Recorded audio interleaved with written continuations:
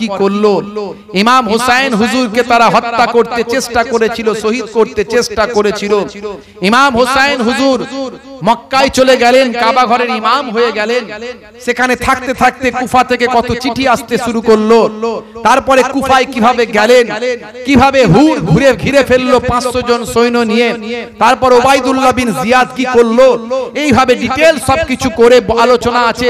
ফোরাত নদীর পানি আটকে দিয়ে ভাই আমার তরুণ যুবকেরা আমার একজন ইমাম হাসান রাদিয়াল্লাহু তাআলা আনহুকে বারবার বিস্ফোরণ করানো হয়েছিল, যার জন্য আল্লাহ রাব্বুল আলামিন জানিয়ে দিয়েছিলেন, ফেরেশতা জিবরাইল আলাইহিস সালাম বলেছিলেন, আপনার বড় নাতি যখন ইন্তেকাল করবেন তার সারা শরীরটা সবুজ হয়ে যাবে, তারই বিনিময়ে আমার আল্লাহ তাআলা জান্নাতে একটা সবুজ বর্ণের বালাখানা রেখে দিয়েছেন।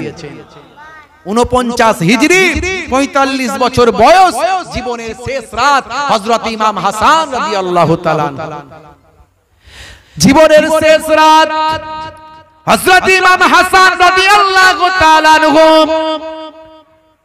রাতের বেলা তিনি একটু বিশ্রাম নিচ্ছেন, চোখটা লেগে গিয়েছে। মহাব্বতের মুরিদানেরা ঘিরে আছে, কেউ না আবার হুজুরকে বিষ না পান করিয়ে দেয়।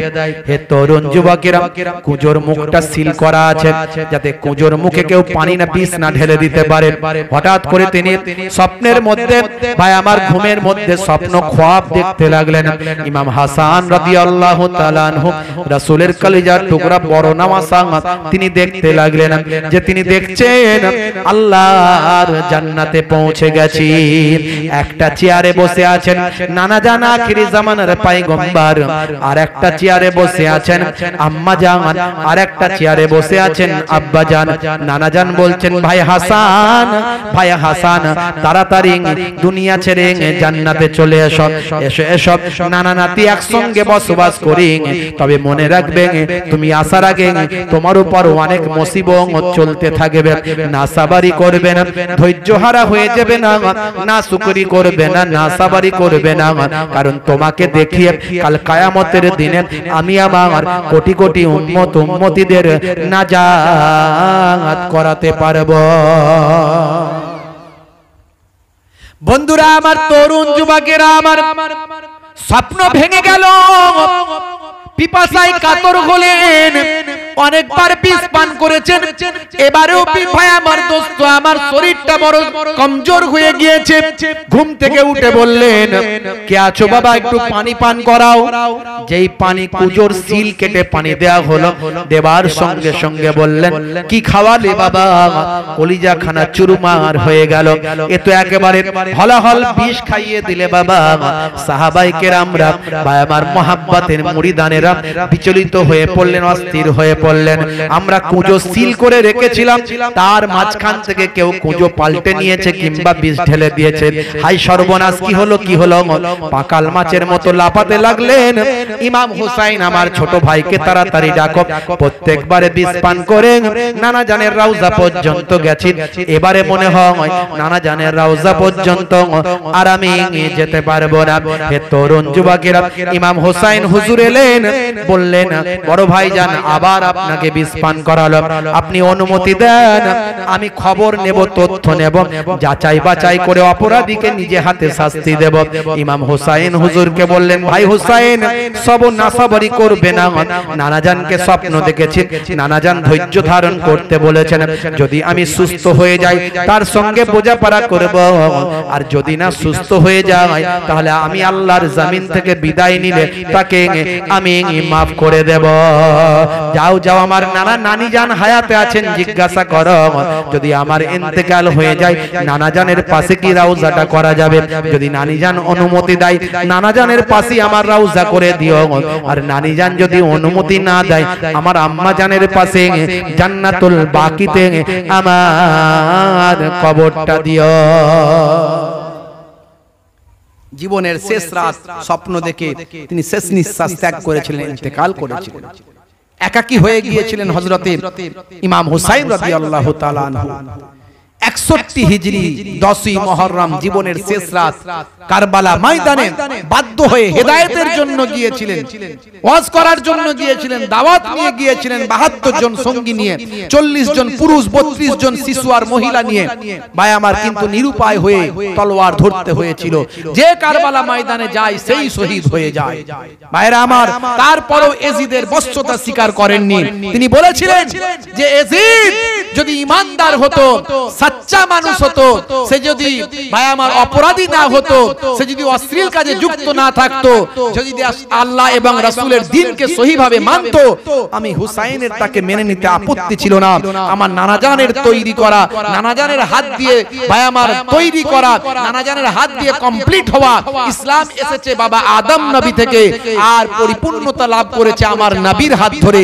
সেই ইসলামকে এ ধ্বংস করবে এটা আমি মেনে নেব না। ইমাম হুসাইন রাদিয়াল্লাহু তাআলা আনহু শহীদ হয়েছিলেন, এটা ঠিক, কিন্তু শহীদ হয়েও ইমাম হুসাইন রাদিয়াল্লাহু তাআলা আনহু নানাজানের দ্বীনকে জিন্দা করে দিয়েছিলেন।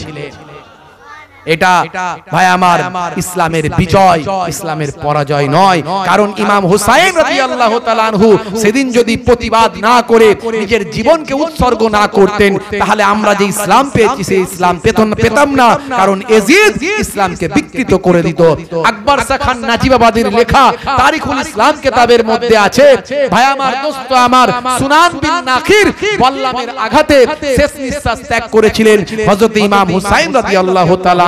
সেদিন কারবালার ময়দানটা পরিপূর্ণতা অন্যরকম চেহারা হয়ে গিয়েছিল। আকাশ কালো হয়ে গিয়েছিল, আকাশ থেকে মনে হচ্ছে রক্ত বৃষ্টি হচ্ছে, চারিদিকে ঘন ঘুটঘুট অন্ধকার হয়ে গিয়েছিল। ভাই আমার, সেদিন পরিবেশ অন্যরকম হয়ে গিয়েছিল।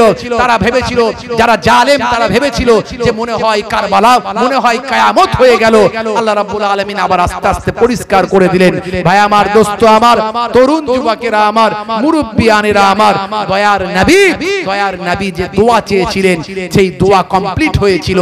আল্লাহর নবী দোয়া চেয়েছিলেন, তোমরা সবর করবে হে আমার কলিজার টুকরা নাতিরা, তোমাদের দেখিয়ে পৃথিবীর বুকে আমার কোটি কোটি গুনাহগার উম্মতিদের কিয়ামতের দিনে আমি রাসূল নাজাত করাতে পারবো। তারা শহীদ হয়েছিলেন আমাদের জন্য। সেই আদর্শ আমাদের মেনে চলতে হবে, তাদের দেখানো পথে চলতে হবে, তাদের আখলাককে নিতে হবে, আমাদের ঈমানকে মজবুত করতে হবে, আমাদের নামাজকে আরো শক্ত করতে হবে, আমাদের বেনামাজি হলে হবে না। বন্ধুরা আমার, তরুণ যুবক, নবীর নাতি ইমাম হোসেন এমন ঈমান এনেছে, কারবালাতে শহীদ হলেও এজিদকে না মেনেছে। কুফাবাসী ইমামকে ওই চিঠি কত দেয়, ভালোবেসে ডেকে কেন জুলুম করে ভাই, অন্যায় ভাবে আঘাত করে, অন্যায় ভাবে আঘাত করে কারবালায়, রক্তে মাটি লাল হয়ে যায় তবু রাসূল ছাড়ে নাই, রক্তে মাটি লাল হয়ে যায় তবু রাসূল ছাড়ে নাই। কোটি মুমিন হাই হাই করে সকাল বিকাল মুখে, মুহররম মাস এলে তাদের অশ্রু চোখে ঝরে রে, অশ্রু চোখে ঝরে। কোটি মুমিন হাই হাই করে সকাল বিকাল মুখে, মুহররম মাস এলে তাদের অশ্রু চোখে ঝরে রে, অশ্রু চোখে ঝরে। ওরে এজিদ একই করলে নবীর নওয়াসাব, যিনি হলেন জান্নাতের যুব বাদশাহ। জোরে হবে না? জান্নাতের যুবকদের বাদশা হবেন দুই ভাই। ওরে এজিদ একই করলে নবীর নওয়াসাব, যিনি হলেন জান্নাতের যুব বাদশাহ। সারা গায়ে রক্ত ঝরে, সারা গায়ে রক্ত ঝরে কারবালা লাল হয়েছে, তারপরে তেও ইমাম হোসেন রাসূল নাহি ছেড়েছে। জোরে হবে না, জোরে হবে না। পানি পানি নবীর নাতি হাহাকার কত করেছে, তারপরেতেও এজিদ সেনা ফোরাত ঘিরে রেখেছে। 2.5 বছর ইমাম ছেলে আজগার পেরেশান, মাতৃদুগ্ধ শুকিয়ে গেছে, সন্তান নিয়ে যান। মা বলছে সন্তানকে কারবালায় নিয়ে গিয়ে জালেমদের দেখান, তাহলে তারা যদি একটু সন্তান 2.5 বছরের বাচ্চাকে দেখে একটু পানি দেয়। তাই এখানে আমি কলমটা ধরেছি। 2.5 বছর ইমাম ছেলে আজগার পেরেশান, মাতৃদুগ্ধ শুকিয়ে গেছে, সন্তান নিয়ে যান। ইমাম হোসেন কারবালাতে, ইমাম হোসেন কারবালাতে দুধের শিশুকে দেখান, 1 পেয়ালা পানি দিলে কাউসার দিতে চান, 1 পেয়ালা পানি দিলে কাউসার দিতে চান। কোন দয়া হলো না দেখো এজিদ সৈন্যদের, পানির বদলে তীর দিল 1 আজগারের বুকে রে, আজগারের বুকে রে। কোন দয়া হলো না দেখো এজিদ সৈন্যদের, পানির বদলে তীর দিল 1 আজগারের বুকে রে, আজগারের বুকে রে। চিৎকার দিয়ে সন্তান তখন কেঁদে যারে যার, চিৎকার দিয়ে সন্তান তখন কেঁদে যারে যার। রক্ত মাখা ছোট্ট দেহ নিস্তেজ নির্বাক, চিৎকার দিয়ে আজগার তখন কেঁদে যারে যার। রক্ত মাখা ছোট্ট দেহ নিস্তেজ নির্বাক, অশ্রু চোখে ইমাম ফিরে, অশ্রু চোখে ইমাম ফিরে স্ত্রীকে বলে তার, পানির বদলে তীর মেরেছে, সন্তান নাই তোমার। পানির বদলে তীর মেরেছে, সন্তান নাই তোমার। নবীর নাতি ইমাম হোসেন এমন ঈমান এনেছে, কারবালাতে শহীদ হলেও এজিদকে নাম এনেছে। জোরে হবে না, জোরে হবে না। তাহলে আমাদের ঈমানকে শক্ত করতে হবে। জীবন চলে যাবে তবু ঈমান যাবে না। যদি জীবন চলে যাবে তবু ঈমান, নেতৃত্বের মর্যাদা আল্লাহ দান করেছে। সেই রাসূলের কলিজার টুকরা নাতিদের আমরা ভুলতে পারি না। হে তরুণ যুবকেরা, হে আমার বন্ধুরা, শুনে রেখে দিন বাবা, জেনে রেখে দেন। কারবালার ঘটনা বললেন, রাসূলের কলিজার টুকরা নাতিদের কথা বললেন। ঘন্টার পর ঘন্টা আলোচনা করা যাবে। ইন্টারনেটে আমার বক্তব্য আছে, 3-4 ঘন্টা ধরে আমার বক্তব্য আছে। আজকে আমি বেশি আলোচনা করব না, সংক্ষেপে 2-1টি কথা বলবো। কেন আমরা সোহাদা হুজুরদের ভালোবাসি, কেন আমরা আহলে বায়াতদের ভালোবাসি। আল্লাহর নবীর হাদিসটা আমি আপনাদের মাঝখানে তেলাওয়াত করেছি। দয়ার নবী বলেছেন, তারাকতু ফীকুম মাইন আখাযতুম বিহি লান তাদিল্লু কিতাবাল্লাহি ওয়া ইতরাতি আহলে বাইতি। আমি তোমাদের কাছে দুটো জিনিস ছেড়ে দিয়ে গেলাম, একটা হলো আল্লাহর বাণী কোরআন মাজিদ, আর একটা হলো আমার আহলে বায়াত। হে তরুণ যুবকেরা, হে আমার বন্ধুরা শুনে রেখে দিন বাবা, জেনে রেখে দেন ফাজাইলে মুনাকিবাত অধ্যায় পাক পাঞ্জাতনের কথা বলা হয়েছে, আহলে বায়াতের কথা বলা হয়েছে। একদিনকার ঘটনা, আল্লাহর নবী মা ফাতেমার বাড়িতে গেলেন। আম্মা জান ফাতেমাতুজ যোহরা রাদিয়াল্লাহু তাআলা আনহার বাড়িতে গেলেন। এমন সময় বেটি ফাতেমাকে ডাক দিলেন, ও বেটি ফাতেমা এদিকে এসো। আল্লাহর নবীর শরীর মোবারকে চাদর পরা ছিলেন। আল্লাহর নবী সেই চাদরের ভিতরে আম্মা জান ফাতেমাতুজ যোহরা রাদিয়াল্লাহু তাআলা আনহাকে নিজে ঢুকিয়ে নিলেন। দেখতে দেখতে এসে হাজির হলেন হযরতে ইমাম হাসান রাদিয়াল্লাহু তাআলা আনহু। দেখতে দেখতে এসে হাজির হলেন হযরতে ইমাম হুসাইন রাদিয়াল্লাহু তাআলা আনহু। দেখতে দেখতে এসে উপস্থিত হলেন শেরে খোদা আসাদুল্লাহিল গালিব হযরতে আলী মুর্তজা কারামাল্লাহু ওয়াজহু। আল্লাহর নবী প্রত্যেককে চাদরের ভিতরে ঢুকিয়ে নিয়ে আল্লাহর দরবারে মোনাজাত করতে লাগলেন।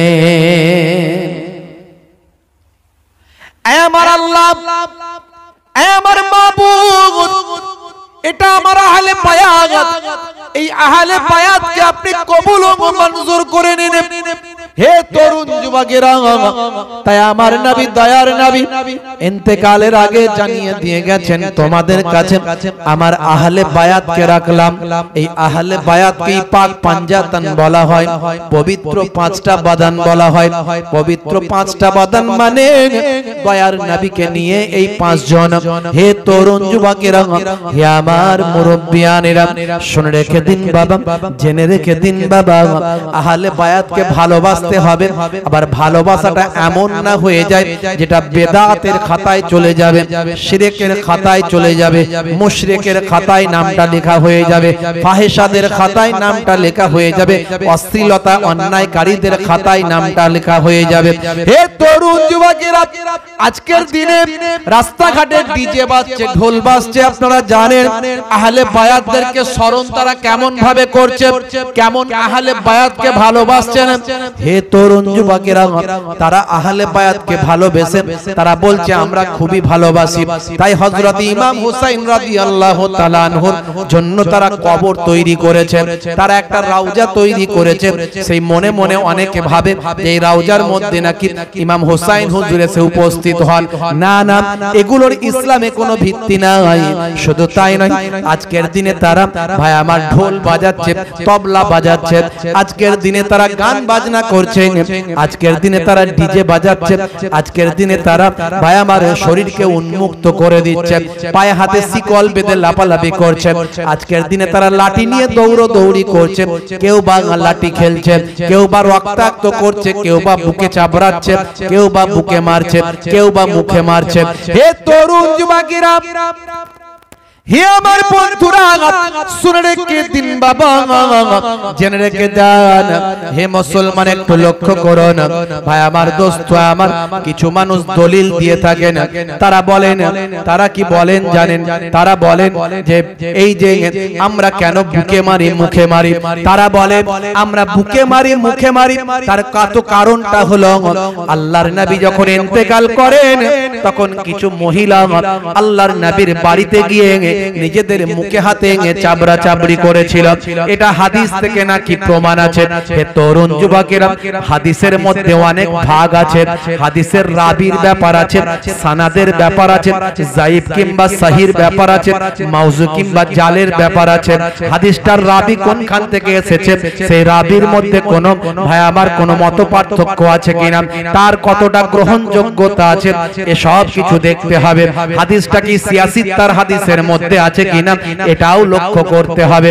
হে তরুণ যুবকেরা, এই হাদিসটা কিন্তু সিয়াসিত্তার হাদিসের মধ্যে থেকে নয়, একেবারে বুখারী, মুসলিম, তিরমিজি, আবু দাউদ, নাসাই, এই 6টা হাদিসের মধ্যে থেকে নয়।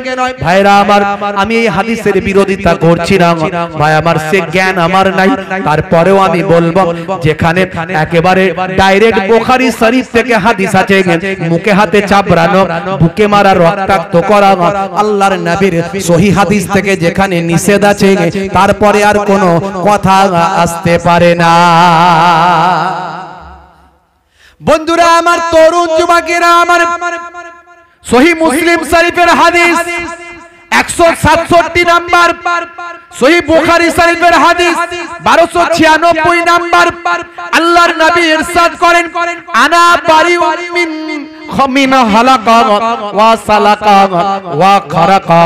আল্লাহর নবী বলেন, যারা ভাই আমার ওই মুন্ডন করেন, যে ব্যক্তি মুক্ত, যে ব্যক্তি থেকে, ওই ব্যক্তি থেকে আমি মুক্ত।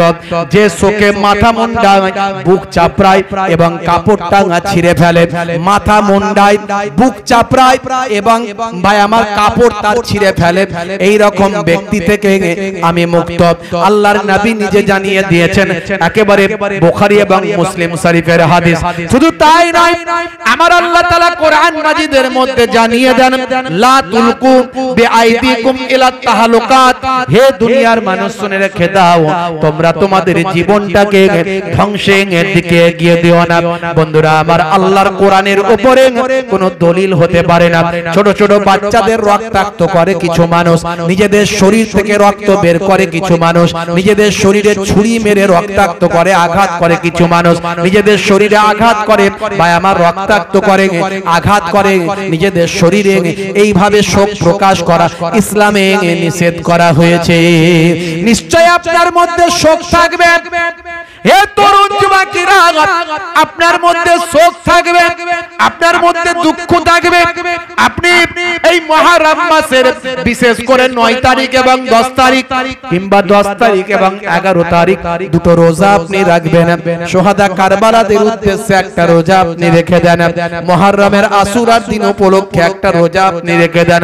এইভাবে শুধু তাই নয়, আল্লাহর মাহবুব বান্দা আহলে বায়াত হুজুরদের নিয়ে আলোচনা করে চোখের পানিতে বুক ভাসান, তাদের আখলাক চরিত্রকে নিজেদের জীবনে বাস্তবায়িত করুন।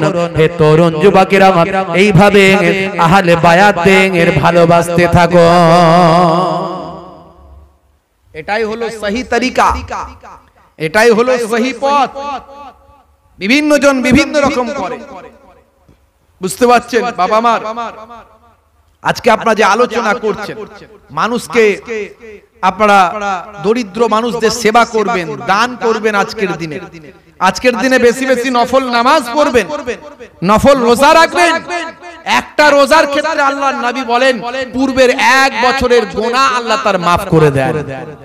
আজকের দিনে রোজা রাখবেন, সওয়াব রেসানি করবেন, তাদের স্মরণ করবেন। এই জন্য এই মুহররম মাসের কিছু করণীয় আছে। 4টে মাস হলো হারাম মাস, 4টে মাস হলো হারাম মাস। হারাম কথার অর্থ হলো একদিকে পবিত্রতা আর একদিকে ভাই আমার, একদিকে পবিত্রতা, একদিকে হলো নিষিদ্ধতা। এই হারাম মাসগুলোতে কিছু পবিত্রতা আছে, কিছু নিষিদ্ধতা আছে। কিছু পবিত্রভাবে কাজ করতে হয়, যেমন এই মাসে বেশি বেশি ইবাদত বন্দেগী করবেন। এই মাস অত্যন্ত পবিত্র মাস। এই মাসে বেশি বেশি আপনি ইবাদত করবেন, তেলাওয়াত করবেন, দান করবেন, রোজা রাখবেন। সারা মাস শুধু মুহররমের আশুরা কেটে গেল, কাল থেকে লাল পানি খেয়ে ঘুরে বেড়াচ্ছে, আছে না? না, যে আশুরা কেটে গেল, শোক টোক সব ছেড়ে গেল, দুঃখ যন্ত্রণা সব মিটে গেল, অন্যায় অত্যাচার অবিচার করা শুরু করে দিল না। এই পুরো মাসটাই হলো হারাম মাস, পবিত্র মাস। এই পবিত্র মাসে আপনাকে যে কোনো কাজ ভাবতে হবে যে আমি পবিত্র মাসে এই কাজটা করছি। গালমন্দ করবেন না, অশ্লীলতা করবেন না, অপরাধ করবেন না, ধাপ্পাবাজি করবেন না, মারপিট করবেন না, দাঙ্গা হাঙ্গামা করবেন না। এর পবিত্রতা, এই মাসের এগুলো পবিত্রতা। এই মাসে বিভিন্ন নিষিদ্ধতা আছে, আপনাকে নিষেধ করা হয়েছে।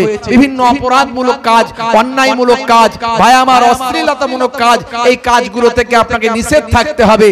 আর আপনাকে বেশি বেশি ইবাদত করতে হবে, বেশি বেশি দান খয়রাত করতে হবে, নামাজ পড়তে হবে, বেশি বেশি রোজা রাখতে হবে। এই মাসের এগুলো পবিত্রতা, ওগুলো নিষিদ্ধতা।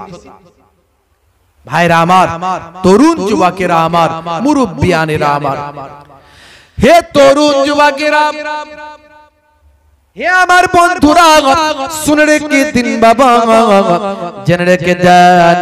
হে মুসলমান একটু লক্ষ্য করুন, এই পবিত্র মাসেতে আপনাকে আমাকে বেশি বেশি আশুরার দিনে আমরা বেশি বেশি ইমাম হাসান হুসাইন হুজুরদের স্মরণ করি, তাদের মাগফিরাত কামনা করি, তাদের স্মরণ করি। আজকের এই পবিত্র দিনটাকে আমরা ভালো ভালো কাজের মধ্যে দিয়ে জীবন যাপন করি। বন্ধুরা আমার, তরুণ যুবকেরা আমার, আল্লাহর নবী দুই ভাইকে কেমন ভালোবেসেছেন, কেমন মহব্বত করেছেন।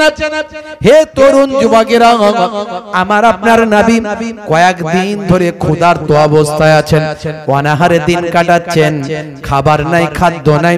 ভাই আমার, দোস্ত আমার, নবী আমার কয়েকদিন ক্ষুধার্ত অবস্থায় আছেন। চিন্তা করলেন, এই প্রচন্ড ক্ষুধায় কাকে বলি, কাকে বলি? যদি আমার কন্যা খাতুনে জান্নাত ফাতেমা তো জোহরা রাদিয়াল্লাহু তাআলা আনহার বাড়িতে গিয়ে তাকে গিয়ে একটু জানাই, তার বাড়িতে যদি একটু খাবার থাকে, সে খাবারটা একটু খেয়ে আমি ক্ষুধাটা নিবারণ করব।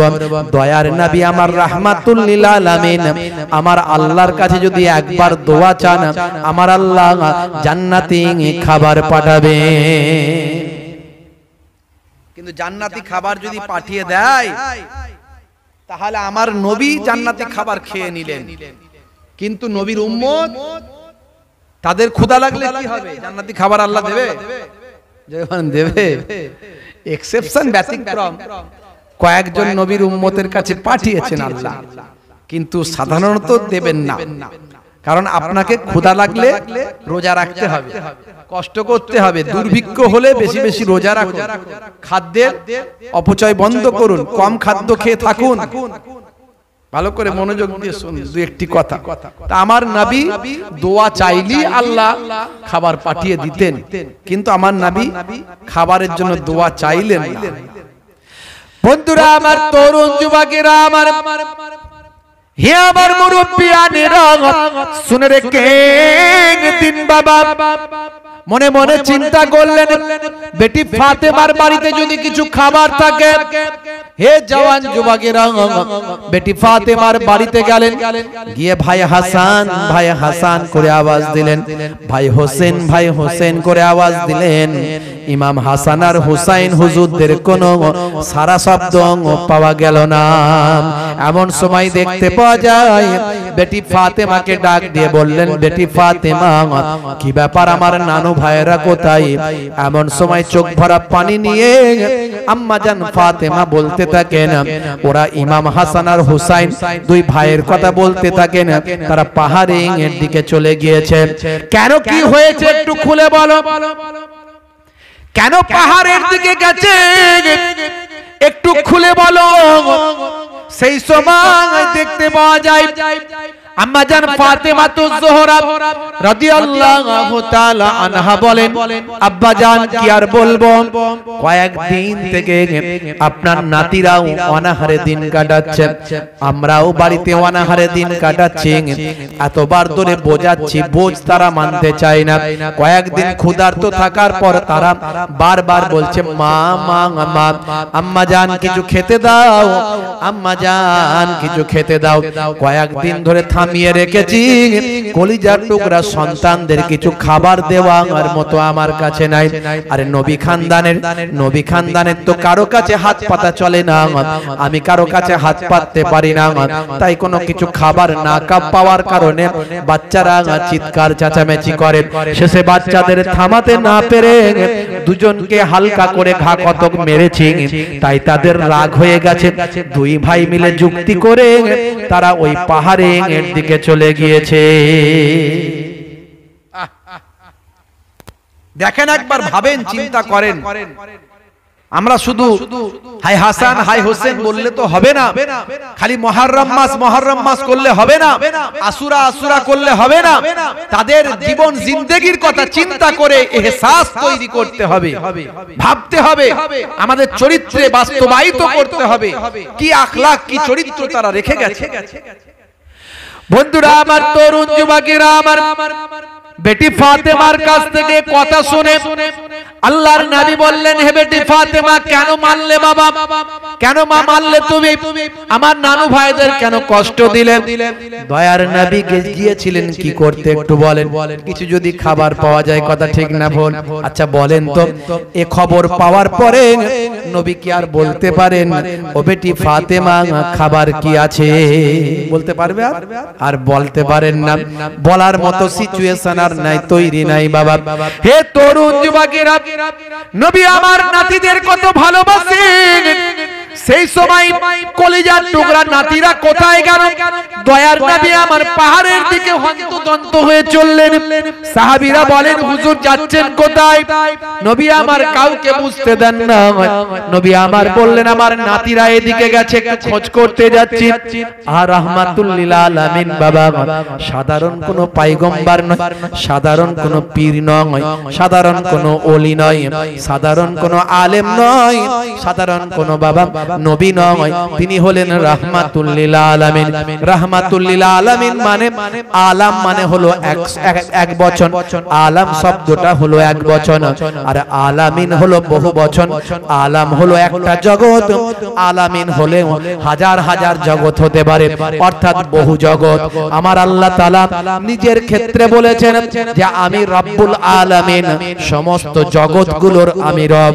আমি আগেই বললাম আলামিন হলো বহু বচন। আমার আল্লাহ নিজের ক্ষেত্রে বলেছেন আলহামদুলিল্লাহি রাব্বিল আলামিন। বলেছেন না? বলেন জোরে বলেন। পাঁচ ওয়াক্ত নামাজে পড়ি তো, अल्हम्दुलिल्लाह रब्बिल आलमीन। सब तारीफ अल्लाह के लिए है जो रब है सारे जहां का। তাহলে সমস্ত জাহান, একটা জাহান নয়, এই পৃথিবী হলো একটা জাহান। আজকে বিজ্ঞানের বাদাওলাতে আমরা বেশ কিছু জগতের নাম পেয়েছি, গ্রহ উপগ্রহের নাম পেয়েছি। যেখানে বিজ্ঞান বলছে সেখানে প্রাণের অস্তিত্ব আছে। আমরা জানি বারবার তারা মঙ্গলে মঙ্গলযান পাঠিয়েছে, বারবার তারা চাঁদেতে চন্দ্রযান পাঠিয়েছে, নাসা পাঠিয়েছে, ইসরো পাঠিয়েছে। পৃথিবীর বিভিন্ন দেশ থেকে এই সমস্ত গ্রহগুলোতে গিয়ে প্রাণের সন্ধান তারা করছে। তার মানে তারা আবিষ্কার করছে যে এখানেও এক একটা জগৎ আছে। হে তরুণ যুবকেরা, এরকম কয়েকটা জগতের নাম তারা আবিষ্কার করেছে। তারা বলেছে পৃথিবী, তারা বলেছে বুধ, তারা বলেছে বৃহস্পতি, তারা বলেছে ইউরেনাস, তারা বলেছে নেপচুন, তারা বলেছে প্লুটো। এইভাবে বেশ কিছু জগতের নাম তারা করেছে। এর বাইরে তারা বলেন হাজার হাজার মিলিয়ন মিলিয়ন ট্রিলিয়ন ট্রিলিয়ন গ্রহ উপগ্রহ পৃথিবী বা আমার শুধু এই রকম গ্রহ উপগ্রহ বিশ্ব ব্রহ্মাণ্ডে আছে বাবা। হে তরুণ যুবকেরা, আজকে তারা যেটা আবিষ্কার করলেন, আমি এর আগেও বারবার বলার চেষ্টা করেছি, আপনি কোরআন কেন মানবেন, আপনি ইসলাম কেন মানবেন? আজকে যেটা বিজ্ঞানীরা গবেষণা করছে সেটা 1450 বছর আগে আল্লাহ কোরআন মাজিদে লিপিবদ্ধ আছে, কিন্তু আমাদের চোখ নাই, আমরা দেখতে পাই না, আমাদের বোঝার শক্তি নাই, আমরা বুঝতে পারি না। আমার আল্লাহ 1450 বছর আগে জানিয়ে দিয়েছেন আলাম মানে হলো একটা জগৎ, আলামিন হলো বহু বচন, অনেক জগৎ। আজকের বিজ্ঞানীরা আবিষ্কার করে বলেন এই পৃথিবী হলো একটা জগৎ। এরকম হাজার হাজার জগৎ আছে যা এখনো আবিষ্কার করা হয়নি। আজকে যেটা বিজ্ঞানে প্রমাণ হয় 1450 বছর আগে আল্লাহর কোরআন মাজিদে প্রমাণিত। হে তরুণ যুবকেরা, সেই আলামিনের যেখানে আমার আল্লাহ রব, আলহামদুলিল্লাহি রাব্বিল আলামিন, সেখানেই তো আমার আপনার নবীকে আল্লাহ করেছেন ওয়ামা আরসালনাকা ইল্লা রাহমাতাল লিল আলামিন।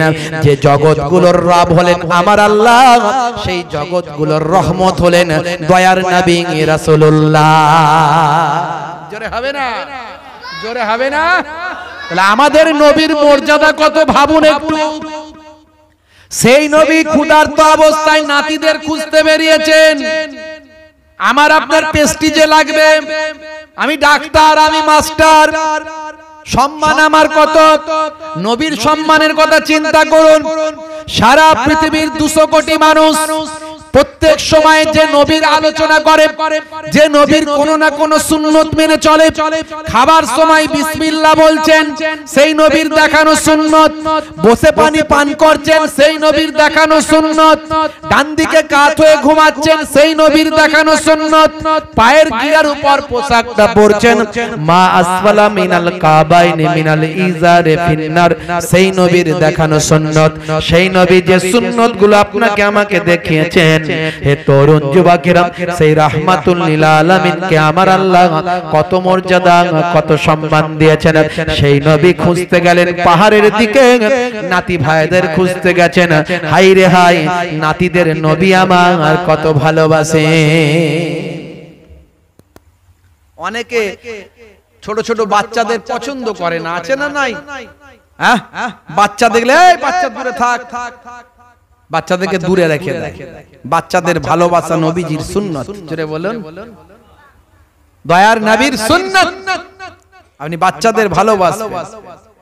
এতিম বাচ্চা যখন আপনি পাবেন, এতিম বাচ্চার মাথায় হাতটা বুলিয়ে দেবেন, পারলে কিছু খাওয়াবেন, মিষ্টি মুখে কথা বলবেন, এতিম বাচ্চাদের স্নেহ করবেন। কিছু করতে পারেন আর নাই পারেন, এতিম বাচ্চা যদি আপনি পান, সেই এতিম বাচ্চার মাথায় একটু হাতটা বুলিয়ে দেবেন। দয়ার নবী বলেন, এতিম বাচ্চার হাত চুলে যতগুলো চুল আছে, আপনার হাতেতে, হাতের তালুতে তার মাথার যতগুলো চুল লেগেছে, ততগুলো সওয়াব আমার আল্লাহ আপনার নামাজ আমলে লিখে দেবেন। হে তরুণ যুবকেরা, হে আমার বন্ধুরা, হে আমার মুরব্বিয়ানেরা, নবী আমার নাতিদের কত ভালোবাসেন। গিয়ে দেখেন পাহাড়ের তলদেশে দুই ভাই গলা জড়াজড়ি করে শুয়ে আছে ক্ষুধার জ্বালায়। আহারে কত কষ্ট করেছেন নাতিরা রাসূলের খাতিরে। দয়ার নবী রাহমাতুল লিল আলামিনকে আমার আল্লাহ বললেন, হে আমার বন্ধু, হে আমার পয়গম্বর, আপনার এত কষ্ট, এত দরিদ্রতা, এত মেহনত, এত কষ্ট, আপনি তো হাত পাততে পারবেন না, কারো কাছে চাইতে পারবেন না। আপনি এত কষ্ট করে জীবন যাপন করেন। আপনি যদি বলেন, আপনি যদি বলেন আমি আপনার রব, আমি আল্লাহ আপনার বন্ধু, আপনি আমার বন্ধু, আমার বন্ধুর কষ্ট আমি সহ্য করতে পারি না, আপনি যদি বলেন, অনুমতি দেন, আমি আল্লাহ আপনার আশপাশের পাহাড় পর্বতগুলো, মক্কার পর্বতগুলোকে, পাহাড়গুলোকে সোনা আর রূপা পরিণত করে দেব। আল্লাহর নবী বললেন, এ আমার মাবুদ আল্লাহ, এ আমার রব আল্লাহ, আমি ধনী হতে চাই না, আমি গরিবই চাই। তার কারণ হলো কাল কিয়ামত পর্যন্ত আমার কোটি কোটি উম্মত, উম্মতি পৃথিবীর জমিনে আসবে, তাদের মধ্যে অনেকেই গরিব হবে, অনেকেই অর্ধাহারে অনাহারে দিন কাটাবে, অনেকেই অসহায় হবে, তারা ক্ষুধার্ত থাকবে, তারা অন্নহীন অবস্থায় থাকবে, পোশাক ভালো পোশাক পরতে পারবে না, ছেঁড়া ফাটা পোশাক তাদের পরতে বাধ্য হতে হবে, তাদের ভালো থাকার জায়গা থাকবে না। এরকম কোটি কোটি আমার উম্মত, উম্মতি হবে।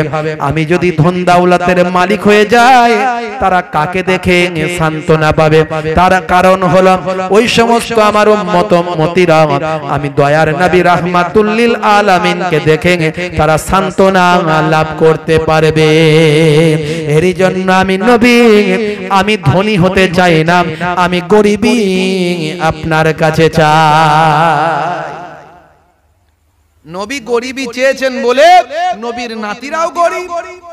বুঝতে পারছেন ভাইরা আমার, তরুণ যুবকেরা আমার, মুরব্বিয়ানেরা আমার, রাসূল পাক সাল্লাল্লাহু আলাইহি ওয়াসাল্লাম নাতিদেরকে ভুলিয়ে ভালিয়ে, চলো ঘরে চলো বেটা, ঘরে চলো বাবু, ঘরে চলো আব্বু, ঘরে চলো আমার বেটা, ঘরে চলো আমার নাতি, আমার কলিজার টুকরা, আমার কলিজার ধন, বিভিন্ন ভাবে বুঝিয়ে নাতিদেরকে বলতে লাগলেন। নাতিরা নানার কাছে তো অভিমান করবি, যাব না নানা, যাব না, যাব না, না আমি যাব না, মা মেরেছে কেন, যাব না। আল্লাহর নবী চুমু চাটা খেয়ে সেই কলিজার টুকরা নাতিদেরকে বাড়িতে নিয়ে এসে তবে ক্ষান্ত হলেন। জোরে বলুন সুবহানাল্লাহ। বন্ধুরা আমার, তরুণ যুবকেরা আমার, হে আমার মুরব্বিয়ানেরা, একদিন কার ঘটনা, আল্লাহর নবীর কলিজার টুকরা নাতিরা বলে, নানা জান বাইরে দেখলাম বাচ্চারা ঘোড়ায় চড়ে ঘুরে বেড়ায়, আমাদের বড় ঘোড়ায় চড়ার শখ হয়েছে, আপনি আমাদের জন্য ঘোড়ায় চড়ার ব্যবস্থা করে দেন, আমাদের ঘোড়া কিনে দেন, আমরা দুই ভাই একটু ঘোড়ায় চড়ে ঘুরে বেড়াই। আল্লাহর নবী বললেন, নাতিরা, ও ভাই হাসান, ভাই হুসাইন, ও আমার কলিজার টুকরা নাতিরা, শুনে রেখে দাও, তোমাদের নানা জান ধনী ধনী ধনী হতে চান না, তোমাদের নানা জান গরিবী চেয়ে নিয়েছেন, তাই তোমাদের নানা জানের ঘোড়া কেনার পয়সা নাই। আজ আমি যদি তোমাদের জন্য নিজেই ঘোড়া হয়ে যাই, তাহলে তোমরা কি ঘোড়ায় চাপা আর শখটা মিটিয়ে নিতে পারো? দুইজন নাতি বলল, নানা জান ঠিক আছে, তাহলে আপনি ঘোড়া হয়ে যান। হে তরুণ যুবকেরা, আল্লাহর নবী, আল্লাহর রাসূল, দো জাহানের বাদশাহ, রাহমাতুল লিল আলামিন, সরকার দো জাহান, সুলতান মদিনা, আখির জামানার পয়গম্বর, জগতের নবী।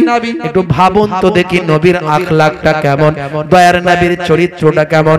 সারা পৃথিবীর বুকে মানুষ আজকে আখিরি জামানার পয়গম্বরকে নিয়ে আলোচনা করে, কেউ পক্ষে কেউ বিপক্ষে, হিংসুকেরা নিন্দুকেরা বিভিন্ন ভাবে নিন্দা খুঁজে বের করার চেষ্টা করে। তারা যদি একটু গভীরে যায়, দয়ার নবীর প্রেমে আসক্ত হয়ে যাবে, দয়ার নবীর প্রেমে তারা নবীর শিষ্য হয়ে যাবে। পৃথিবীর বুকে অনেকেই দয়ার নবীর সমালোচনা করতে গিয়ে, দয়ার নবীর কটূক্তি করতে গিয়ে, কেসিয়াস কেলে থেকে টাইসন, হ্যানুম্যান, Gary Miller, Jennifer Michael Jackson, ইলিমা দিমাত্রাঙ্ক, এই পৃথিবীর বিখ্যাত বিখ্যাত ব্যক্তিরা দয়ার নবীর প্রেমিক হয়ে বিশ্ব নবীর শিষ্য হয়েছে। এর আগে আমি অনেক নাম বলেছি, আজকে আর বলছি। বন্ধুরা আমার, তরুণ যুবকেরা আমার, আল্লাহর নবী বললেন, কলিজার টুকরা নাতিরা, তাহলে আমি একটু ঘোড়া হয়ে যাচ্ছি, তোমরা আমার পিঠে চেপে ঘোড়া চড়ার শখটা মিটিয়ে নাও। নবী আমার চার হাত পায়ে হামাগুড়ি দেওয়া শুরু করলেন।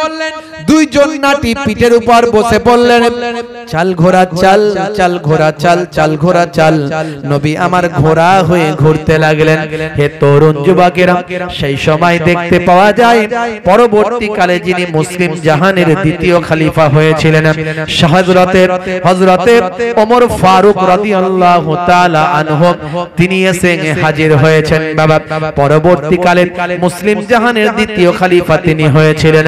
হে তরুণ যুবকেরা, হযরতে ওমর ফারুক দয়ার নবীর দিকে বললেন, আশ্চর্য ব্যাপার, পৃথিবীর শ্রেষ্ঠ মহামানব আজকে এইভাবে চার হাত পায়ে হামাগুড়ি দিচ্ছে।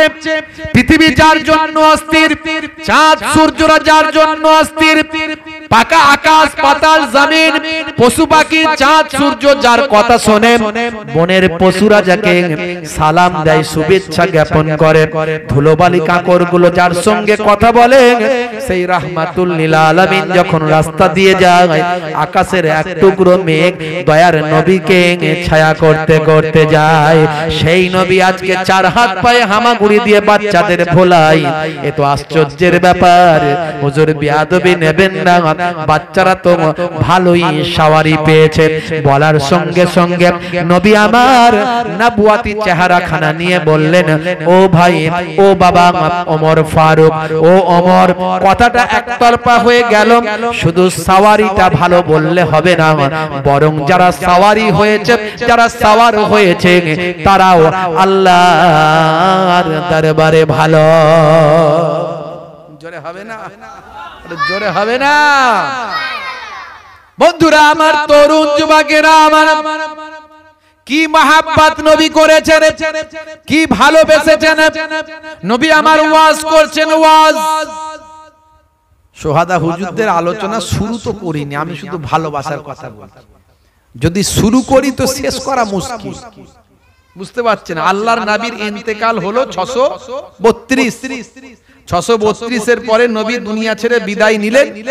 হযরতে আবু বকর সিদ্দিক 2 বছর কিছুদিন খেলাফতি করলেন, হযরতে ওমর ফারুক হুজুর 10 বছর খেলাফতি করলেন, হযরতে ওসমান জিন্নুরাইন 12 বছর খেলাফতি করলেন, হযরতে আলী মুর্তজা কারামাল্লাহ ওয়াজহু 5 বছর কিছুদিন খেলাফতি করলেন। ওদিকে আমিরে মাবিয়া ছিলেন দামেস্কে, তিনি হযরতে আবু বকর সিদ্দিক সৈন্যদের সঙ্গে পাঠিয়েছিলেন, গভর্নরের সঙ্গে পাঠিয়েছিলেন। সেখানে গভর্নর ইন্তেকাল করার পরে আমিরে মাবিয়া হলেন গভর্নর। হযরত ওসমান জিন্নুরাইনের জামানাতে পুরো দামেস্কের গভর্নর হয়ে গেলেন, বিশাল এলাকার গভর্নর হয়ে গেলেন। 4 খলিফার পরে তিনি খেলাফতি দাবি করলেন এবং সকলে মেনে নিলেন। এই নিয়ে কিছু বিতর্ক আলকা সালকা ছিল, কিন্তু সকলে মেনে নিয়েছিলেন। কারণ আমিরে মাবিয়াকে কিছু মানুষ কটূক্তি করে, কিছু মানুষ এজিদকে গালাগালি করতে গিয়ে, এজিদ সম্পর্কে কটূক্তি করতে গিয়ে আমিরে মাবিয়া হুজুরের সম্পর্কে কটূক্তি করে। মনে রাখবেন, আমাদের ঈমান আমিরে মাবিয়া তিনি হলেন আল্লাহর নবীর সাহাবী। এই সাহাবীর খাতা থেকে তার নামকে কখনো কাটা যাবে না। কিছু মানুষ সাহাবীর খাতা থেকে আমিরে মাবিয়া হুজুরের নামকে পর্যন্ত কেটে দিয়েছে। মনে রাখবেন, আসহাবিকান নাজুম বিআইহিম ইক্তাদাইতুম ইহতাদাইতুম। দয়ার নবী বলেন, আমার সাহাবীরা হলেন আকাশের চন্দ্রের ন্যায়, যে কোন সাহাবীকে অনুসরণ করবে আল্লাহর জান্নাত পেয়ে যাবে। শুধু তাই নয়, যে কজন কাতেবে ওহী ছিলেন, অর্থাৎ আল্লাহর কোরআনকে লিপিবদ্ধ করতেন, তার মধ্যে একজন হলেন হযরতে আমিরে মাবিয়া। সে অল্প দিন হোক, কিছুদিন হোক, যতদিন হোক, আমিরে মাবিয়া হলেন, হুজুর হলেন একজন কাতেবে ওহী। তাই আমিরে মাবিয়া একজন যোগ্যতাপূর্ণ সাহাবী ছিলেন। ভাইরা আমার, কিছু বিতর্ক, কিছু ভুল বোঝাবুঝি, কিছু মনোমালিন্য থাকতে পারে, তার বদলে আমিরে মাবিয়া হুজুরের সম্পর্কে কটূক্তি করলে আমাদের ঈমান চলে যেতে পারে। এটা আহলে সুন্নাহ ওয়াল জামাতের উলামাদের আকীদা, সর্বোপরি মুজাদ্দিদুজ জামানের আকীদা। আমরা যারা ফুরফুরা শরীফ মেনে চলি, আমাদের আকীদা। এজিদ সম্পর্কে অনেক বক্তব্য আছে, কেউ বলে ফাসিক, কেউ বলে কাফের, ইমামদের মধ্যেও ইখতিলাফ আছে এজিদ সম্পর্কে। বুঝতে পারছেন ভাইরা আমার, তরুণ যুবকেরা আমার, মুরব্বিয়ানেরা আমার, তবে ইমাম হুসাইন হুজুরকে যারা শহীদ করেছে তাদের ঈমান তো থাকার কথা নয়। কারণ ভাই আমার, সেবাবুল মুসলিমে ফুসুকুন ওয়া কিতালুহু কুফরুন। আল্লাহর নবী বলেছেন, ঈমানদারকে গালি দেওয়া হলো ফাসিকি কাজ, আর হত্যা করা হলো কাফেরি কাজ, কুফরি কাজ। আর রাসূলের নামাসাকে, রাসূলের নামাসা, রাসূলের কলিজার টুকরা নামাসা, তাকে যদি কেউ আঘাত করে তার ঈমান নিশ্চয় থাকার কথা নয়। বন্ধুরা আমার, তরুণ যুবকেরা আমার, কথাই কথা বেড়ে যায় লম্বা চওড়া। হে তরুণ যুবকেরা, হে আমার বন্ধুরা, হে আমার মুরব্বিয়ানেরা, শুনে রেখে দিন বাবা, জেনে রেখে দিন বাবা, আল্লাহর নবী ওয়াজ করছেন। যখন ওয়াজ করতেন ভাই আমার, সাহাবায়ে কেরামেরা এমন ভাবে ওয়াজ করতেন, এমন ভাবে ওয়াজ শুনতেন। দয়ার নবী যখন জান্নাতের কথা বলতেন, যেন আল্লাহর নবীর সাহাবীরা চামড়ার চোখে আল্লাহর জান্নাত দেখতে পায়। আল্লাহর নবী যখন জাহান্নামের কথা বলতেন, সাহাবায়ে কেরামেরা এমন ভাবে ওয়াজ শুনতেন যেন চামড়ার চোখে জাহান্নাম তারা দেখতে পান। হে তরুণ যুবকেরা, সাহাবায়ে কেরামেরা যখন ওয়াজ শুনতেন, উড়ন্ত পাখিগুলো সাহাবায়ে কেরামদের মাথার উপর এসে বসতো। উড়ন্ত পাখিগুলো সাহাবায়ে কেরামদের ঘাড়ের উপর এসে বসতো। পাখি বুঝতে পারতো না কোন মানুষের ঘাড়ে মাথায় বসেছি। আর সাহাবায়ে কেরামরাও এত অধীর আগ্রহে ওয়াজ শুনতেন, তারা বুঝতে পারতেন না কোন পাখি আমাদের মাথায় ঘাড়েতে বসেছে। হে তরুণ যুবকেরা, এই রকম ওয়াজের পরিবেশটা ছিল। আজকে আমরা ওয়াজ কেমন করে শুনি, একটু বুকে হাত দিলেই চিন্তা করলেই পাওয়া যাবে। আমরা যদি মনোযোগ দিয়ে জীবনে ওয়াজগুলো শুনতাম আর সেগুলো যদি আমল করতাম, এক একজন আল্লাহর ওলি হয়ে যেতাম। কথা ঠিক না ভুল? আমরা সেইভাবে ওয়াজ মনোযোগ দিয়ে শুনি না এবং আমল করার গুরুত্ব আমরা অনুধাবন করি না। যদি করতাম তাহলে আমরা এক একজন আল্লাহর ওলি হয়ে যেতাম। আখেরি জামানা, আখেরি জামানায় অল্প ইবাদতে আল্লাহর ওলি। কথা ঠিক না ভুল?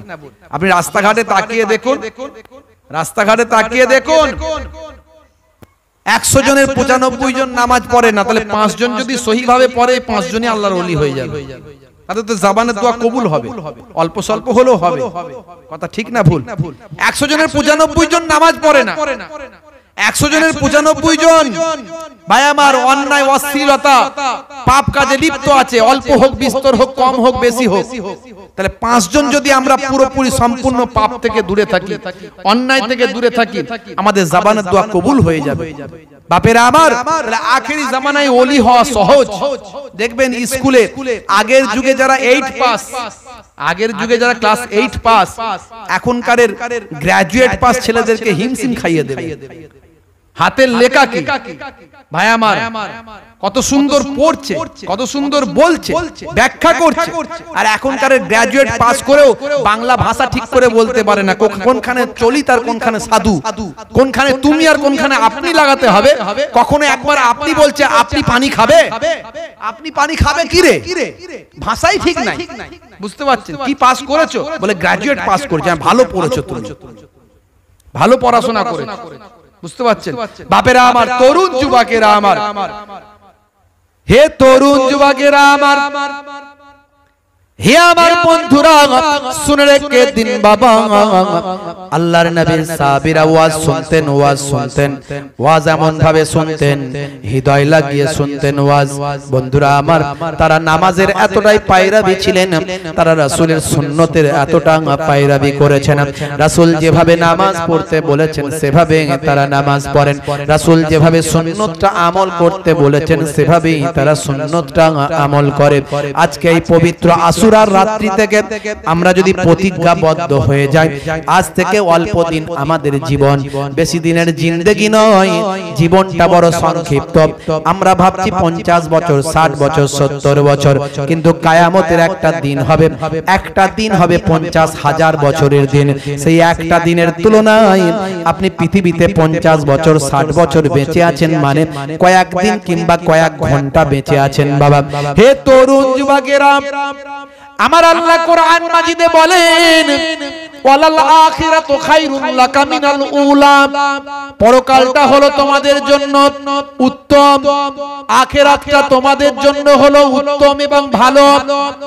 ভাইরা আমার, তরুণ যুবকেরা আমার, মুরব্বিয়ানেরা আমার, কোরআন মাজিদে অন্য জায়গায় আল্লাহ বলছেন, বাল তুসিরুনাল হায়াতাদ দুনিয়া ওয়াল আখিরাতু খায়রুন ওয়া আবকা, এই দুনিয়াটা হলো তোমাদের জন্য ক্ষণস্থায়ী, পরকালটা হলো তোমাদের জন্য চিরস্থায়ী। হে তরুণ যুবকেরা, সেই জন্য পরকালের কথা চিন্তা করো। ইমাম হুসাইন রাদিয়াল্লাহু তাআলা আনহু, ইমাম হাসান রাদিয়াল্লাহু তাআলা আনহু, সুহাদা কারবালা হুজুররা দুনিয়া থেকে পরকালকে বেশি গুরুত্ব দিয়েছেন। যদি দুনিয়াকে গুরুত্ব তারা দিতেন, বাঁচতে যদি বেশি দিন চাইতেন, তাহলে এজিদের বশ্যতা স্বীকার করতেন। এজিদের বশ্যতা স্বীকার করেননি, তার কারণ হলো ইসলামের আবির্ভাব যেখান থেকে, ইসলামের পরিপূর্ণতা যেখান থেকে, ইসলামের শ্রেষ্ঠ নবী যেখান থেকে আবির্ভাব, ইসলামের শ্রেষ্ঠ নবী যে ইসলামটা সুন্দরভাবে যেখান থেকে রেখে দিয়ে গেছেন, আর সেই জায়গায় এজিদের মতো লোকের হাতে যদি ইসলামটা চলে যায়, তাহলে দয়ার নবীর ইসলামকে তারা ধ্বংস করে দেবে। এরই জন্য ভাই আমার, ইমাম হাসান, ইমাম হুসাইন হুজুররা এজিদের বশ্যতা স্বীকার করেন না। বন্ধুরা আমার, তরুণ যুবকেরা আমার, তাহলে তারা কিন্তু এই দুনিয়া অপেক্ষা পরকালকে গুরুত্ব দিয়েছেন বেশি।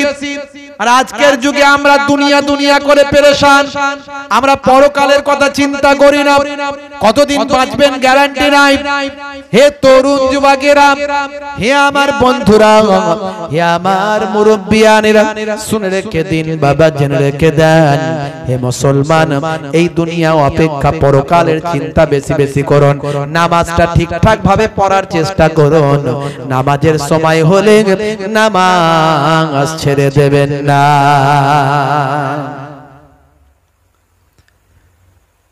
ওয়াক্ত যে হলো ওযু করো, মসজিদে চলো। ওয়াক্ত যে হলো ওযু করো, মসজিদে চলো, খুদার হুকুম পালন করো, নামাজটা পড়ো, ওয়াক্ত যে হলো ওযু করো, মসজিদে চলো। জোরে হবে না? জোরে হবে না? আর জোরে হবে না? दिन राते 5 वक्त नामाज पढ़ले पाबे भाई जन्नत। दिन राते 5 वक्त नामाज पढ़ले पाबे भाई जन्नत। जोरे हबे ना? फजरेर समय होले मस्जिदे जाओ तुमी चले, থেকো না বিছানায় শুয়ে, খোদা দেয় রহমত ঢেলে। আরে জোরে হবে না? জোরে হবে না? ফজরের সময় হলে মসজিদে যাও তুমি চলে, থেকো না বিছানায় শুয়ে, খোদা দেয় রহমত ঢেলে। জোহরের সময় হলে কাজটা দাও তুমি ছেড়ে, কিছু সময় দাও নামাজে, সফলতা আসবে কাজে। আরে জোরে হবে না? আরে জোরে হবে না? আসরের ওয়াক্তটা হলে অপচয় সময়টা না করে, মসজিদে যাও তুমি চলে, আমল নামা ডান হাতে পাবে। আসরের সময় মুসলমানের ছেলে মসজিদে না গিয়ে বাজারে বসে তাস খেলে সময় কাটায়, আছে না নাই? মুসলমানের ছেলে ক্যারাম কেটে সময় কাটায়, আছে না নাই? মুসলমানের ছেলে গল্প করে সময় কাটায়, ফ্রি ফায়ার চালায়, আছে না নাই? মুয়াজ্জিন আযান দেয় নামাজে আয়, ওরা নামাজে না গিয়ে বাঁশবাগানের ঝাড়ে ফ্রি ফায়ার চালায়। আমি সেখানে গজলটা, আমি সেখানে কলমটা ধরেছি। আসরের ওয়াক্তটা হলে অপচয় সময় না করে, মসজিদে যাও তুমি চলে, আমল নামা ডান হাতে পাবে। আরে জোরে হবে না? মাগরিবের ওয়াক্ত আসিলে মসজিদে যাও তুমি চলে, কবরের আযাব থেকে মুক্তি প্রভু দেবে। আর জোরে হবে না? মাগরিবের ওয়াক্ত আসিলে মসজিদে যাও তুমি চলে, কবরের আযাব থেকে মুক্তি প্রভু দেবে। এসার সময় হলে অবহেলা না তুমি করে, নামাজে যাও চলে, কবরে মুক্তি পাবে। আর জোরে হবে না? বন্ধুরা আমার, তরুণ যুবকেরা আমার, হে আমার মুরব্বিয়ানিরা, হে জওয়ান যুবকেরা, শুনে রেখেন দিন বাবা, ভাইরা আমার, তরুণ যুবকেরা আমার, সেই কলিজার টুকরা নাতিরা, কত নবী আমার ভালোবাসতেন, মহব্বত করতেন। বন্ধুরা আমার, দয়ার নবী ওয়াজ করছেন, সাহাবীরা ওয়াজ শুনছেন। মাঝে মাঝে হযরত ইমাম হাসান ইমাম হুসাইন দয়ার নবীর কোলে এসে তারা বসে পড়তেন। নবী আমার ওয়াজ করছেন, কলিজার টুকরা নাতিরা এসে কোলে বসে যায়। সাহাবায়ে কেরামদের ওয়াজের ডিস্টার্ব হয়, নবী আমার নাতিদের আগে আবদারটা মিটিয়ে দেয়। নাতিরা এসে গেছে, 6 বছর বয়স, সামনে এসে বসে পড়েছে, কোলে বসে পড়েছে, আর ওয়াজ হবে? নাতি কাঁদছে, না না এটা হয়েছে ওটা হয়েছে, না না জান এটা হয়েছে, আগে নাতিদের আবদার মেটাতে হবে। তাই নবী যখন ওয়াজ করতেন, দু একজন সাহাবী দূরে গিয়ে দাঁড়িয়ে দাঁড়িয়ে এই বাচ্চাদেরকে পাহারা দিত, যেন চলে না আসে, বুঝতে পারছেন, যাতে চলে না আসে পাহারা দিত। সাহাবী পাহারা দিচ্ছেন যাতে ইমাম হুসাইন ইমাম হাসান না চলে আসেন। হে তরুণ যুবকেরা, হে আমার বন্ধুরা, শুনে রেখেন, দিন বাবা জরুরি আলোচনা করছেন নবী আমার। এমন সময় সাহাবী দেখছেন ইমাম হুসাইন আসছে, চট করে ঘিরে ফেলেছে, যাবে না বাবু, যাবে না, রাসূলের কলিজার টুকরা নওয়াজে রাসূল, যাওয়া চলবে না। কেন যাব না? ছোট বাচ্চা বয়স 6 বছর 7 বছর বয়স, কেন যাব না? না আপনার নানা জান ওয়াজ করছেন, আপনার এখন যাওয়া চলবে না। না যাবই যাব। চিৎকার চেঁচামেচি আওয়াজ, আমার নানা জানের থেকে আমাকে তোমরা আলাদা করে দাও। হে নানা জানের উম্মতেরা, হে নানা জানের সাহাবীরা, তোমরা আমাকে আমার নানা জানের কাছে আসতে দাও না। শুধু নানা জানকে নিয়ে পেরেশান থাকো। তোমরা কি হুসাইনকে চেনো? তোমরা কি হুসাইনকে চেনো? আমি হুসাইন সম্পর্কে কি তোমরা জানো? তোমরা আমার নানা জানকে নিয়ে ব্যস্ত থাকো। মনে রাখবে, আমি কিন্তু আমার নানা জানের থেকে বড়। জোরে হবে না? বন্ধুরা আমার, তরুণ যুবকেরা আমার, হে আমার মুরব্বিয়ানিরা, এই আওয়াজটা চলে এসেছে আল্লাহর নবীর কাছে, চলে এসেছে সাহাবায়ে কেরামদের কাছে, চলে এসেছে। হযরতে আলী মুর্তজা কারামাল্লাহু ওয়াজহু উঠে গিয়েছেন, ইমাম হুসাইনকে মারতে যাবেন, ইমাম হুসাইনকে বকবেন। বাবা আল্লাহর নবী নিষেধ করলেন, আমার নাতিকে আমার কাছে নিয়ে এসো, তাকে আটকায়ো না, আমার নাতিকে আমার কাছে আসতে দাও, আমার হুসাইনকে আমার কাছে আসতে দাও। হে তরুণ যুবকেরা, ওয়াজ বন্ধ হয়ে গেল। কলিজার টুকরা নাতিকে নবী আমার কোলে নিলেন, জানুতে বসিয়ে দিলেন। কি অভিযোগ বলো, কি অভিযোগ বলো? তার অভিযোগ শুনলেন, আল্লাহর নবী অভিযোগ মেটালেন, কান্না মুখে হাসি ফুটিয়ে দিলেন, দিয়ে মুচকি হেসে বললেন, হে নানু ভাই শুনে রেখে দাও, তুমি একটা কথা বলেছো আমার কানে এসেছে। তুমি বলেছো আমাকে, আমি হুসাইনকে তোমরা চিনো না, আমি আমার নানা জানের থেকে বড়। আচ্ছা বলো তো ভাই ইমাম হুসাইন, তুমি আমার থেকে কোন দিক থেকে বড়? ইমাম হুসাইন হুজুর বলেছিলেন, নানা জান। তাহলে শুনতে চান? বলে হ্যাঁ শুনবো। শুনবেন? বলে হ্যাঁ। আচ্ছা বলুন তো দেখি নানা জান, আপনার আব্বাকে, আপনার আব্বার নাম কি, আপনার আব্বার পরিচয় কি? না আমার আব্বা হলেন আব্দুল্লাহ, বাস এটুকুই। আপনার আব্বা আব্দুল্লাহ, আর কোন কি তার পরিচয় আছে? আর কোন কি তার বিশেষত্ব আছে? তার কি আর কোন বিশেষণ আছে? পৃথিবীর মানুষ কি আপনার আব্বাকে নিয়ে গর্ববোধ করে? পৃথিবীর মানুষ আপনার আব্বাকে নিয়ে আলোচনা করে? এরকম কি কোনো আর বিশেষণ আছে? না না না, আপনার আব্বার পরিচয় থেকে আমার আব্বার পরিচয় কিন্তু কম নয়। আপনার আব্বাকে যদি এক পাল্লায় চাপানো হয়, আমার আব্বাকে যদি আর এক পাল্লায় চাপানো হয়, বেশক আমার আব্বার পাল্লাটা ভারী হয়ে যাবে। আপনি কি জানেন আমার আব্বাকে? আমার আব্বা হলেন আসাদুল্লাহিল গালিব। আমার আল্লাহ, আমার আল্লাহ তাআলার সিংহ, আল্লাহর বাঘ। আমার আব্বাকে আল্লাহ শেরে খোদা বানিয়েছেন। শুধু তাই নয়, আমার আব্বার সম্পর্কে আপনি বলেছেন, আনা মাদিনাতুল ইলমি ওয়ালিয়ুন বাবুহা, আমি হলাম ইলমের শহর, আর সেই শহরের দরজা হলেন হযরতে শেরে খোদা আলী মুর্তজা।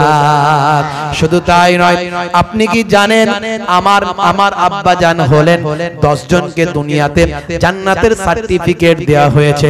আপনার আব্বা তার মধ্যে নাই, কিন্তু আমার আব্বাকে জান্নাতের সার্টিফিকেট দুনিয়াতে দেওয়া হয়েছে। তাহলে আপনি বলুন দেখি, আপনার আব্বা বড় না আমার আব্বা বড়?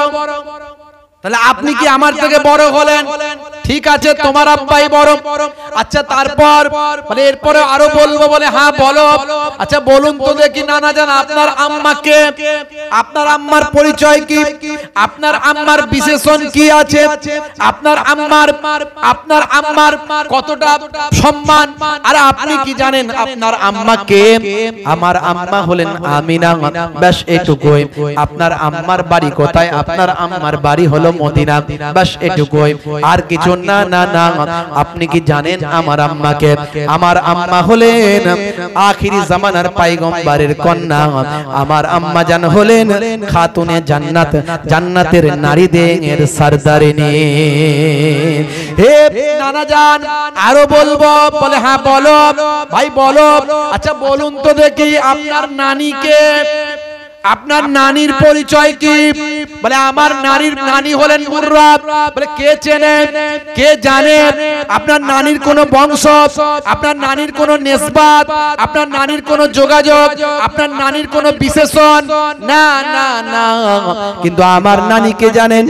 আমার নানি হলেন যাকে দুনিয়ার জমিনে আমার আল্লাহ তাআলা যাকে পৃথিবীর জমিনে একজন কন্যাকে সালাম দিয়েছেন, তিনি হলেন আমার নানা, আমার নানি জান, তিনি হলেন হযরতে খাদিজাতুল কুবরা। জোরে হবে না? শুধু তাই নয়।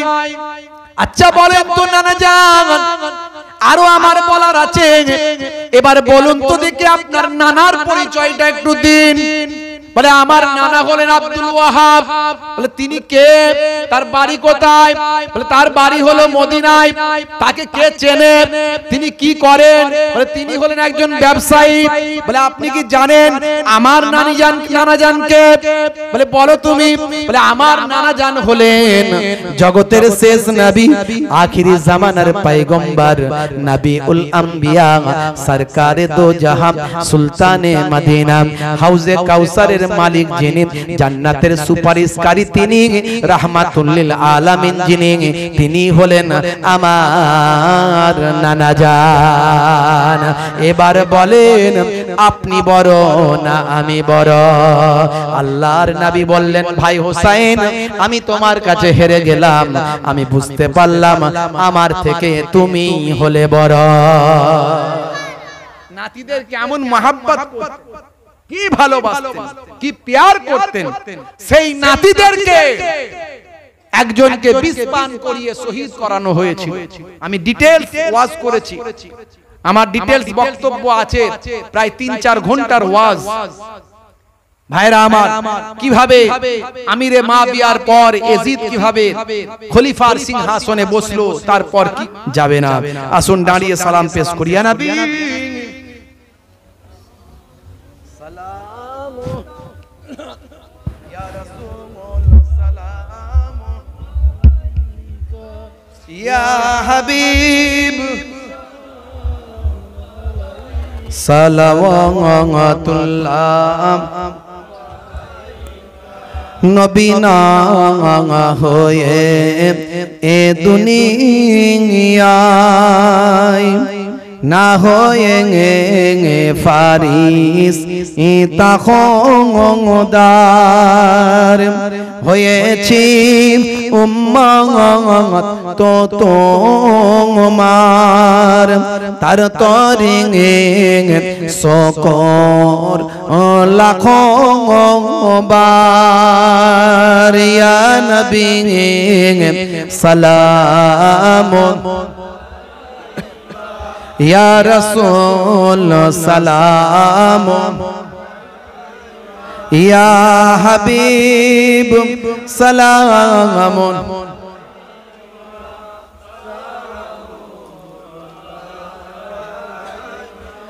করিতে ইসলাম মেরে প্রচার ধরণী লৌহ তরুয়ার হেরিয়াম আদর শতমার ইমান আনিল ফারিয়া নবী সালামুন ইয়া রাসূল সালামুন ইয়া হাবিব সালামুন